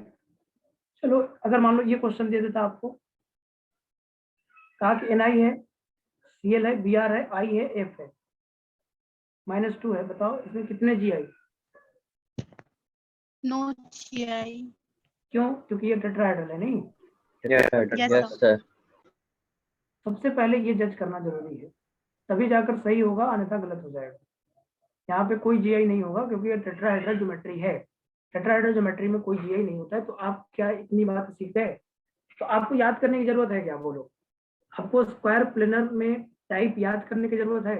क्वेश्चन दिया, आपको स्क्वायर प्लेनर लिखा हुआ दिखा, उसके बाद आप वहां पे टाइप लिखिए, कॉम्बिनेशन बनाइए, खुद से अरेंजमेंट देखिए और नंबर आंसर लिखिए। और बहुत सारा क्वेश्चन तो ये आएगा कि इसमें किसमें GI होगा और किसमें GI नहीं होगा, ये क्वेश्चन सबसे ज्यादा आएगा। दूसरी बात, नंबर वाले क्वेश्चन रेयर होंगे, कम आएंगे। नंबर वाले क्वेश्चन रेयर होंगे, लेकिन हमें इतना नॉलेज हो चुका है कि हम ये जरूर जज कर पाएंगे कि नंबर कितने होंगे। नंबर कितने होंगे ये जरूर मैं जज कर पाऊंगा, क्योंकि मुझे टाइप का नॉलेज अच्छे से है या नहीं? जैसे आपसे क्या पूछ सकता है, MABCD पूछेगा तो नंबर ऑफ GI 3 होगा, आंसर हो गया। तो इसको याद करने की जरूरत है क्या कि हम रट्टा मारेंगे कि MABCD में 3 होता है, MA4B2 में ये होता है? ये रट्टा मारेंगे क्या? रट्टा मारोगे तो भूल जाओगे। आप इस पे कॉमन सेंस लगा के क्वेश्चन को बनाएंगे। ओके, चलिए ये तो मोनोडेंटेड की कहानी हो गई। अब थोड़ा सा टाइप और डिस्कस करते हैं, 6 नंबर टाइप बाइडेंटेड के साथ। जैसे मान लीजिए MA ट्वाइस आएगा। A ट्वाइस का मतलब क्या है? आज फिर से वो बात जिस दिन हम नहीं लिख रहे थे सिमेट्रिकल, याद होगा आपको, मैं बार बार नहीं लिखता था सिमेट्रिकल है ये अनसिमेट्रिकल है, ये उसकी जरूरत आज थी मुझे। A का मतलब है बाइडेंटेड है। A का मतलब क्या है? बाइडेंटेड और symmetrical. Bidentate symmetrical ligand. A का मतलब क्या है? Bidentate symmetrical ligand. ये A लिखा हुआ है ना, बाइडेंटेड सिमेट्रिकल। सिमेट्रिकल का मतलब दोनों साइड सेम होता है तभी ना सिमेट्रिकल होता है। Left side right side Yes, same, sir. A लिख दिए। A का मतलब जो लेफ्ट साइड है और A का मतलब जो राइट साइड है वो सेम है। तो बताओ MA ट्वाइस में GI होगा? MA ट्वाइस में क्या GI होगा? ये देखो A का मतलब रिंग बनेगा ना, हाँ bidentate. Sir, 3 ring, number ring. 3 member ring नहीं बना है। 3 मेंबर रिंग जो आप देख रहे हो ना, A का मतलब ये इथाइलिन वो डाई, एक है। यस सर, एक। तो इथाइलिन डाई में देखोगे तो NH2 CH2 CH2 NH2, तो 5 मेंबर रिंग बन जाएगा। वो तो अलग है, तो बस हम टाइप दिखाने के लिए बता रहे हैं। A का मतलब है bidentate symmetrical. Bidentate symmetrical ligand है। अब इसमें बताओ इसमें GI बन पाएगा क्या? चेंज कर पाओगे कुछ? कहाँ कर पाए? No, देखो sir. जब भी चेंज होगा तो ये आपस में चेंज होगा, ये नहीं कि इसके साथ ये चेंज नहीं हो जाएगा। आप इसको खींच के यहाँ पहुंचा नहीं दोगे, जो चेंज होगा ये आपस में होगा। आपस में एक ऊपर कर दो नीचे कर दो, इस एक ऊपर नीचे कर दो, कुछ होगा? तो नो GI। जैसे इसमें एग्जाम्पल क्या दोगे? एग्जाम्पल आप दे सकते हो, ये आप दे सकते हो PT EN ट्वाइस और +2। देखो PT EN ट्वाइस मतलब MA twice. PT EN twice का मतलब क्या हुआ? MA ट्वाइस हुआ कि नहीं हुआ? इसमें GI नहीं होगा, MA ट्वाइस में GI नहीं होता। सर ये क्या कर रहे हैं, वो बताइए। ए का मतलब बाइडेंटेड सिमेट्रिकल लिगेंड है ना, जैसे इथाइलिन डाइएमीन तुम्हारा है, इथाइलिन डाइएमीन को किस में रखोगे, ए में रखोगे कि नहीं रखोगे। इथाइलिन डाइएमीन का मतलब ए का मतलब ये है ना कि एक, देखो जैसे इसको ऐसे देखो, ऐसे समझोगे तो ज्यादा समझ में आएगा। इथाइलिन डाइएमीन का फॉर्मूला ये होता है NH2 CH2 CH2 और NH2। देखो ये ए बोल रहे हैं इसको, देख रहे हो आप। अच्छा सर, हाँ सर। इसके बाद इसको जोड़ो NH2 CH2 CH2 NH2, ये देखो ये है वो ए टाइप। जब भी आप चेंज करोगे भी तो इस NH2 को इस NH2 से चेंज करोगे, इस NH2 को इस NH2 से चेंज करोगे, ऐसा कर दोगे, इसे यहाँ तोड़ के इसको यहाँ पहुंचा दोगे। बोलो, हाँ सर। यहाँ इसको तोड़ के तो नहीं पहुंचा सकते ना, यहाँ से यहाँ ही चेंज होगा ना। ये रिंग में आप रिंग को तोड़ के कहीं नहीं ले जा सकते हो, जो चेंजेस होगा इसके इसके में होगा, इसके इसके में होगा। तो क्या डिफरेंट बनेगा कुछ, बोलो। नहीं सर। डिफरेंट नहीं बनेगा, इसलिए ए का मतलब ये होता है, ए का मतलब सिमिलर बाइडेंटेड लिगेंड होता है, सिमेट्रिकल बाइडेंटेड लिगेंड। और एबी का मतलब होता है अनसिमेट्रिकल बाइडेंटेड लिगेंड। समझ में आ रहा है। तो हाँ। PTGN ट्वाइस प्लस 2 में ये लिगेंड कैसा हो गया, ये लिगेंड हो गया सिमेट्रिकल बाइडेंटेड, तो इसमें GI नहीं होगा। ओके, उसके बाद 7वें नंबर पे आ जाओ। 7वें नंबर पे देखो, 7वें नंबर पे देखोगे तो ये आ गया, मान लो M और AB ट्वाइस आ गया। AB ट्वाइस का मतलब क्या है, AB का मतलब होता है unsymmetrical. Unsymmetrical bidentate, bidentate unsymmetrical ligand, bidentate unsymmetrical ligand, ये होता है बाइडेंटेड अनसिमेट्रिकल लिगेंड। तो बताओ क्या इसमें GI हो पाएगा। हो जाएगा सर। कि हो सर जाएगा। चाहिए सर इसको AB और इसको AB। अभी देखो BB के बीच में 90 है, AA के बीच में 90 है, तो बच्चा कहेगा सर ऐसे भी बना सकते हो आप, क्यों सोच रहे हो सर इसको आप ऐसे बनाओ, इसको उल्टा कर दो सर। एक उल्टा कर दिए, BB के बीच में 180, AA के बीच में 180, तो नंबर ऑफ GI कितना हो गया, 2 हो गया कि नहीं हो तो गया। हो गया sir, yes. Number of GI 2 हो गया। तो इसके एग्जाम्पल क्या होगा, इसके एग्जाम्पल आप ये दे दो, DMG। PT-DMG दे दो, DMG twice, PT-DMG twice, DMG twice दे दो, GLY दे दो, GLY दे दो, हाँ GLY भी दे सकते। इनमें GI होता है। अगर बाइडेंटेड अनसिमेट्रिकल लिगेंड है ना तो GI होगा, और अगर बाइडेंटेड सिमेट्रिकल लिगेंड है तो GI नहीं होगा। बात समझो, बात समझने की कोशिश करो। समझ। PT-DMG twice, PT-GLY twice. तो ये हो गया स्क्वायर प्लेनर की ज्योमेट्रिकल आइसोमेरिज्म की कहानी। स्क्वायर प्लेनर ज्योमेट्रिकल आइसोमेरिज्म समझ में आया। बोलो, एकदम बढ़िया सर। आप लिनियर ज्योमेट्री में GI नहीं होना है, लिनियर ज्योमेट्री में GI नहीं होना, ट्रायंगुलर में नहीं होना, टेट्राहेड्रल में होना नहीं है। बस आपको कंडीशन नंबर 4 पे थोड़ा सतर्क रहना है कि ऐसा नहीं कि टाइप लगा दो और वो टेट्राहेड्रल हो, तो फिर दिक्कत हो जाएगा, फिर आप फंस जाओगे। 4 नंबर सर हाँ बोलो। सर ये DMG कैसे हो गया, एक बार फिर से बता दीजिए। DMG का मतलब डाइमिथाइल ग्लाइऑक्साइमेटो।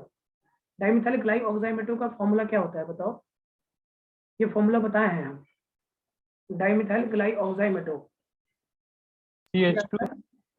हाँ ये CH2, ये था ऐसे था ना, ग्लाइऑक्साइम का C डबल बॉन्ड CH3 होता है तो और जाइम था CH3 दो और CNOH। उसमें CH3। ये है ग्लाइऑक्साइमेटो।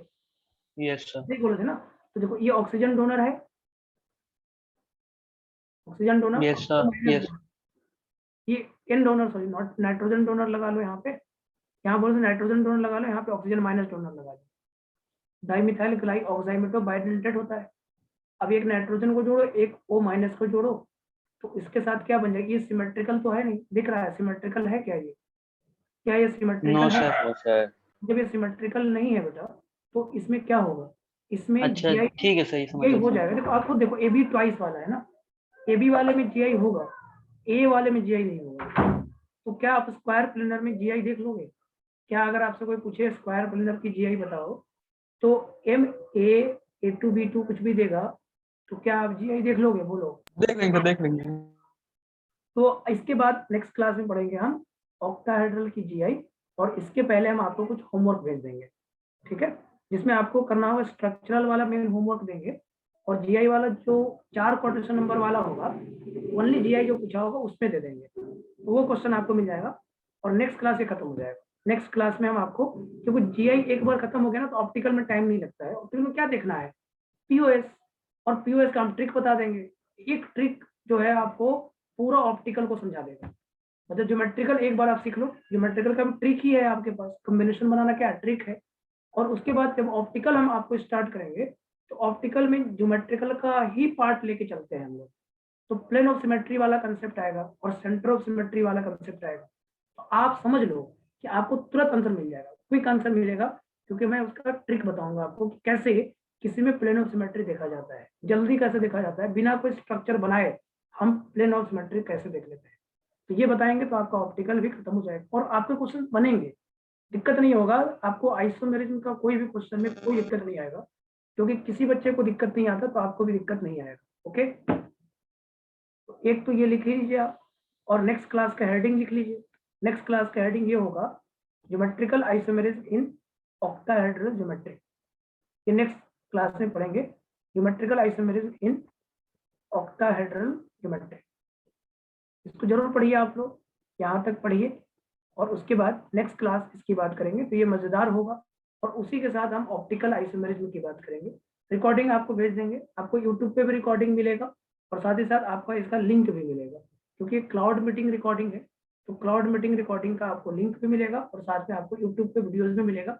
अगर आपको जहाँ जहाँ समझ में नहीं आया होगा एक बार आप उसको फिर से देख लेना, फिर से देख लोगे तो थोड़ा थोड़ा चीजें फिर आपको अच्छे से क्लियर हो जाता है, फिर दिक्कत नहीं रहता है। क्योंकि एक बार 2 बार सुनोगे, 3 बार सुनोगे तो दिमाग में आ जाएगा कि हाँ ऐसे ऐसे ऐसे ऐसे बोला गया है। ठीक है ना, एक बार आप फिर से उसका रिवाइज करिए। मैं आपको होमवर्क लिख के भेज देता हूँ। मंडे को हम लोग थोड़ा सा डिस्कस कर लेंगे उसको, स्टीरियो आइसोमेरिज्म को, और साथ ही साथ इसको कंप्लीट कर लेंगे। ठीक है, ठीक है बेटा, मिलते हैं नेक्स्ट। ओके सर, ओके बेटा, थैंक यू सर। एंजॉय करिए आप लोग। Thank you. Thank you sir. Thank you बेटा।